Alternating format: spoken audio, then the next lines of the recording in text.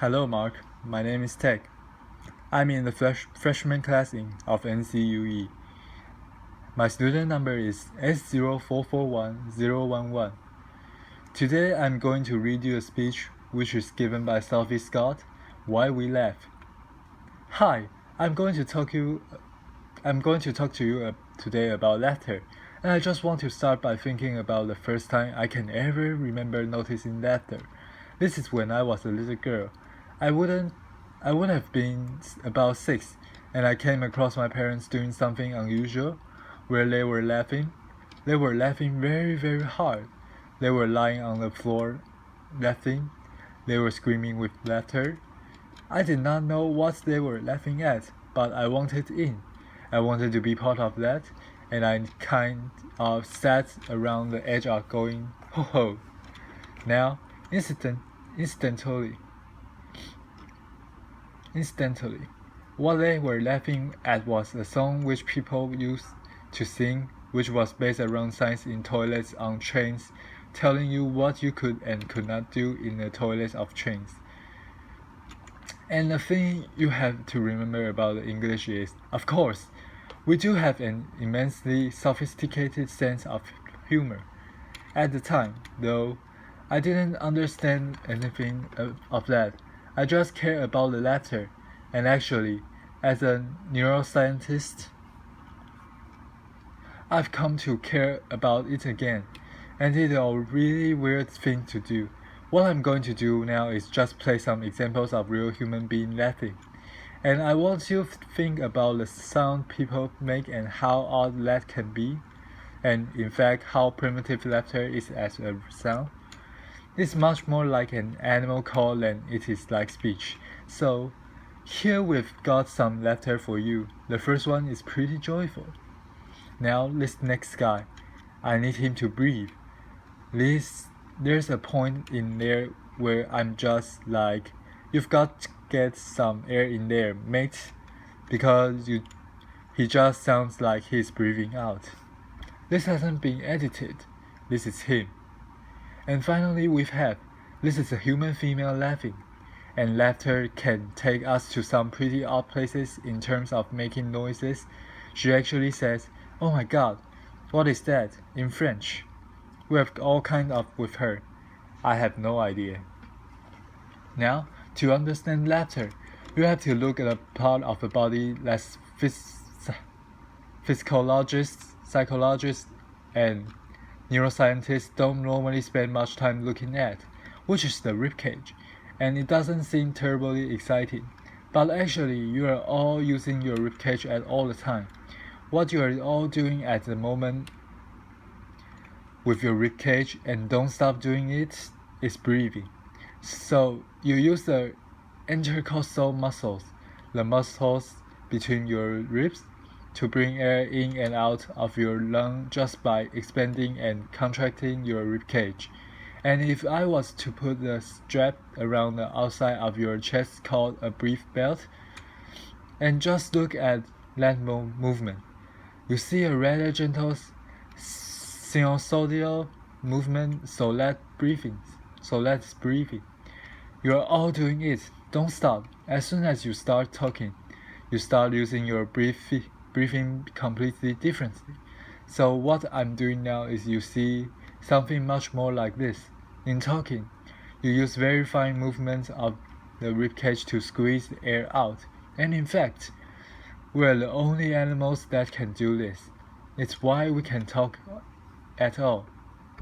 Now, both talking and breathing has a mortal enemy, and that enemy is laughter. Because what happens when you laugh is those same muscles start to contract very regularly, and you get this very marked sort of zigzagging, and that's just squeezing the air out of you. It's the basic way of making a sound. You could be stamping on somebody. It is having the same effect. You are just squeezing air out, and each of those contractions, gives you a sound. And as the contraction runs together, you can get these spans. And that's when you start getting these wheezy, things happen. I'm brilliant at this. Now, in terms of the scientists of the laughter, there isn't very much, but it doesn't turn out that pretty much everything we think we know about laughter is wrong. So it's not at all unusual, for example, to hear people to say humans are the only animals to laugh. Nietzsche thought that humans are the only animals that laugh. In fact, you find laughter throughout the mammals. It has been well described and well observed in primates, but you also see it in rats, and whenever you find it, humans, primates, rats, you find it associated with things like tickling. That's the same for human. You find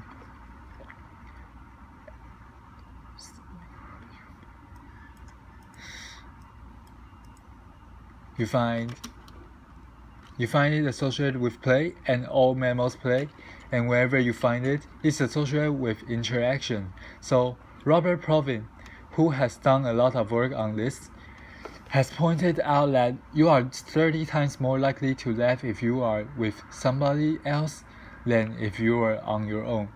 And where you find most laughter is in social interaction like conversation. So if you ask human beings, when do you laugh? They'll talk about comedy, and they'll talk about humor, and they'll talk about jokes. If you look at when they laugh, they're laughing with their friends. And when we laugh with people, we're hardly ever actually laughing at jokes. You are laughing to show people that you understand them, that you agree with them, that you are part of the same group as them. You are laughing to show that you like them. You might even love them. You are doing all that at the same time as talking to them. And the laughter is doing a lot of that emotional work for you. Something that Robert Provin has pointed out, as you can see here, and the reason why we are laughing when we heard those funny laughs at the start, and why I was laughing when I found my parents laughing, is that it's an enormously behaviorally contagious effect. You can catch laughter from somebody else, and you are more likely to catch laughter of somebody else if you know them. So it's still modulated by the social context. You have to put humor to one side and think about the social meaning of laughter, because that's where its origins lie.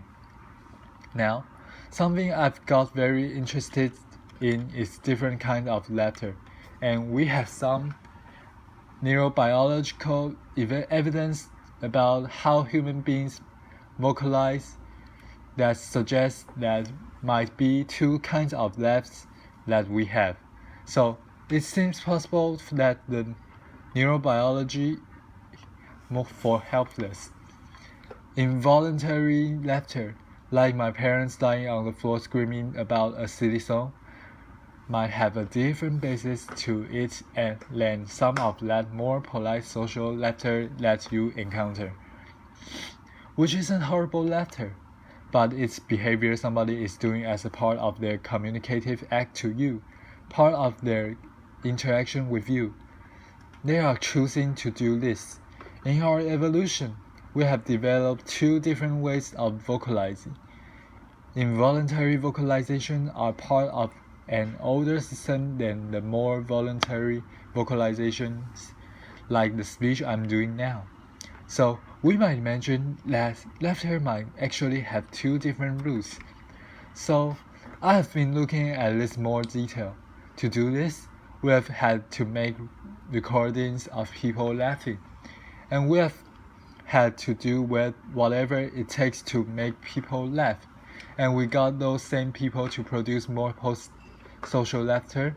So imagine your friend told a joke, and you are laughing because you like your friend, but not really because the jokes is all that. So I'm going to play you a couple of those. I want you to tell me if you think this laughter is real laughter, or if you think it's post. So is this involuntary laughter or more voluntary laughter? What does it sound like to you? Post, post, post. How about this one? I'm the best. Not really. No, that was helpless laughter. And in fact, to record this, all I had to do was record me watching one of my friends listening to something I knew she wanted to laugh at, and I just started doing this. What you find is that people are good at telling the difference between real and posed laughter. They seem to be different things to us. Interestingly, you see something quite similar with chimpanzees. Chimpanzees laugh differently if they are being tickled than if they are playing with each other.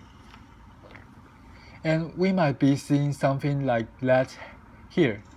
Involuntary laughter, tickling laughter being different from social laughter. They're acoustically very different. Their really laughs are longer. They're higher in pitch. When you start laughing hard, you start squeezing air out from your lung under much higher pressures than you could ever produce voluntarily. Really. For example, I could never pitch my voice that high to sing. Also, you start to get these sort of contractions and weird whistling sounds, all of which mean that real laughter is extremely easy, or feels extremely easy to spot. In contrast, post laughter, we might think it sounds a bit fake. Actually, it's not. It's actually an important social cue. We use it a lot. We're choosing to laugh in a lot of situations, and it seems to be its own thing. So, for example, you find nasality in post laughter. That kind of ha ha ha ha ha sound that you never get. You could not do if you were laughing involuntarily. So they do seem to be genuinely these two different sorts of things. We took it into the scanner to see how brains respond when you hear laughter. And when you do this is really boring experiment. We just played people real and post laughs. We didn't tell them it was a study on laughter. We put other sounds in there to distract them. And all they are doing is lying listening to sounds. We don't tell them to do anything. Nonetheless, when you hear real laughter and when you hear post laughter, the brains are responding completely differently, significantly differently. What you see in the regions in blue, which lies in auditory cortex, are the brain areas that respond more than the real laughs. And what seems to be the case, when you hear somebody laughing involuntarily, you hear sounds you would never hear in any other context. It's very unambiguous, and it seems to be associated with greater auditory processing of these novel sounds.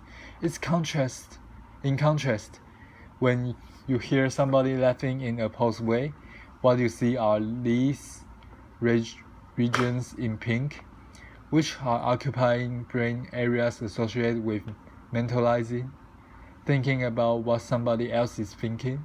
And I think what that means is even you're having your brain scanned it, which is completely boring and not very interesting. When you hear somebody going, ah, you're trying to work out why they're laughing. Laughter is always meaningful. You are always trying to understand it in context. Even if, as far as you are concerned, at that point in time, it has not necessarily anything to do with you. You still want to know why those people are laughing. Now, we've had the opportunity to look at how people hear real and post laughter across the age range. So This is an online experiment we ran with the Royal Society, and here we just asked people 2 questions. First of all, they heard some laughs, and they had to say, how real or posed do these laughs sound? The real laughs are shown in red and the posed laughs are shown in blue. What you see is there is a rapid onset. As you get older, you get better and better at spotting real laughter. So 6 years old are at chance. They can't really hear the difference. By the time you are older, you get better, but interestingly, you do not hit peak performance in this data set until you are in your late 30s and early 40s. You don't understand laughter fully by the time you hit puberty. You don't understand laughter fully by the time your brain has matured at the end of your teens. You're learning about laughter throughout your entire early adult life. If we turn the question around and now say not, what does the laughter sound like in terms of being real or opposed? But we say, how much does this laughter make you want to laugh? How contagious is this laughter to you? We see a different profile, and here, the younger you are, the more you want to join in when you hear laughter. Remember, me laughing with my parents when I had no idea what was going on? You really can see this. Now everybody, young and old, finds the real laughs more contagious than the post laughs. But as you get older, it all becomes less contagious to you. Now, either we are all just becoming really grumpy as we get older, or it may mean that as you understand laughter better and you are getting better at doing that, you need more than just hearing people laugh to want to laugh. You need the social stuff there. So, we have got a very interesting behavior about which a lot of our lay assumptions are incorrect. But I'm coming to see that actually there's even more to laughter than it's an important social emotion we should look at, because it turns out people are phenomenally nuanced in terms of how we use laughter. There's a really lovely set of studies coming out from Robert Levinson's lab in California, where he's doing a longitudinal study with couples. He gets married couples, men and women, into the lab, and he gives them stressful conversations to have while he wires them up to a polygraph so he can see them becoming stressed.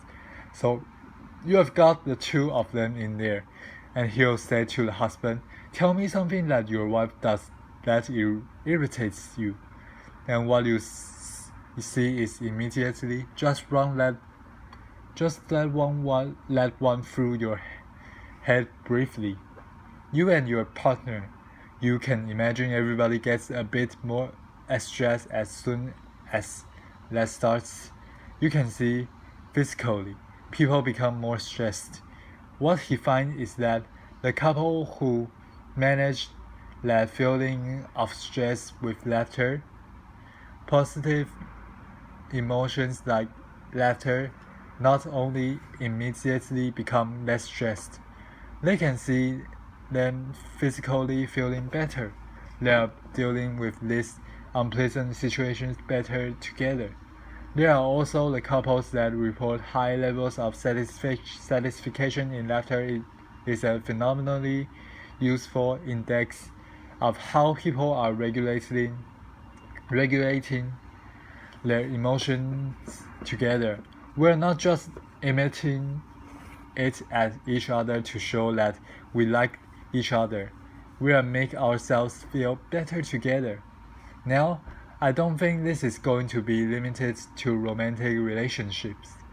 I think this is probably going to be a characteristic of close emotional relationships such as you might have with friends, which explains my next clips, which is of a YouTube video of some young men in the former East Germany on making a video to promote their heavy metal band, and it's extremely macro.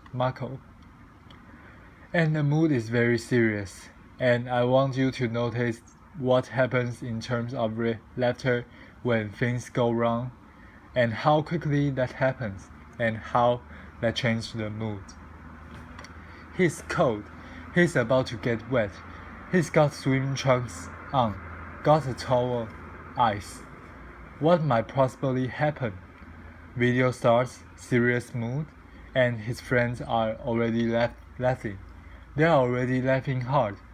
He's not laughing yet. He's starting to go now. And now they're all off. They're on the floor. The thing I really like about that is it's all very serious until he jumps onto the ice. And as soon as he doesn't go through the ice, but also there isn't blood and bone everywhere, his friends start laughing. And imagine if that had played him out with him standing there going, no, seriously, Henrik, I think this is broken. We wouldn't enjoy watching that. That would be stressful.